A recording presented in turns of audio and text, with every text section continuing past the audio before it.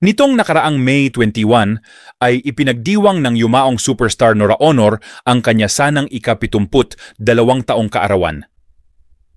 Dumalaw sa kanyang puntod ang mga anak na sila Lotlot, Ian at Matet de Leon bilang pagbibigay pugay at pag-alaala sa tinaguriang superstar ng pelikulang Pilipino. Sa simpleng pagdalaw sa libingan ng mga bayani, nag-alay ang magkakapatid ng bulaklak at taimtim na panalangin para sa kanilang ina. Makikita sa ilang litrato na emosyonal ang magkakapatid sa harap ng puntod ni Ate Guy, kasabay ng tahimik na sandaling pagbabalik tanaw sa alaala ng kanilang mga pinagsamahan. Ang pagdalaw ay naganap ng tahimik, ngunit may mainit na suporta mula sa fans ni Nora Honor na nagpadala rin ng mga bulaklak at mensahe sa lugar. Isang simple ngunit makabuluhang paggunita para sa isang babaeng iniidolo at minahal ng sambayanang Pilipino.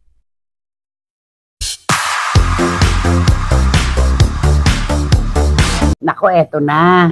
Tanong ng bayan. Kasi syempre katatapos ng kaarawan ng ating minamahal na pumanaw na superstar na si Miss Nora Honor. Andyan pa yung agresibong pag-alala. Kasi April 16 lang siya pumanaw. Ang tanong, hanggang kailan daw kaya si Nora ay maaalala ng publiko, lalo na ng kanyang mga tagahanga? Yun ang tanong. Siyempre yung pag-alala, kasi ikaw minsan isinama mo na sa buhay mo yun, ay hindi na mawawala yun sa puso, lalo na ng mga Noranian. Hindi na makakalimutan ang Nora Honor sa puso ng mga Noranian, sa mga nagmamahal sa kanya. Kaya, at ang ganda ng puntod niya ngayon, nakita ko na ang ganda, napaka-ayos yung puntod niya. Alam mo na, kahit naman ang mga nauna ng pumanaw sa superstar, inaalala pa rin natin lagi. Kahit sa ibang bansa, di ba? Si John Lennon din dumarating ang kaarawan, si Michael Jackson, talagang nagtitipon-tipon ang mga tagahanga sa iba't ibang dako ng buong mundo para alalahanin ang kanilang kapanganakan. At ganoon din po ang ating mga Noranians, lalo na kay Nora Honor, di ba? Hindi mawawala na yon, nakatatak na yon, markado na yon, di ba naman? Sana wag lang ngayon, wag lang bukas, wag lang sa susunod na taon, sa maraming panahon. Dapat kasama pa rin natin ang alaala ng Miss Nora Honor.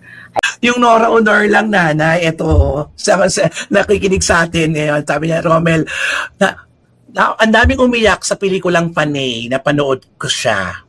Ang dami din. Pero Romel, nadidinig din ako pero nag-review na hindi siya nasisiyahan.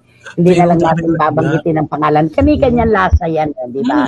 Meron nagsasabing minadali, merong nagsasabing kulang, hindi maganda ang material, magagaling ang mga artista, pero ang material ay hindi kagandahan.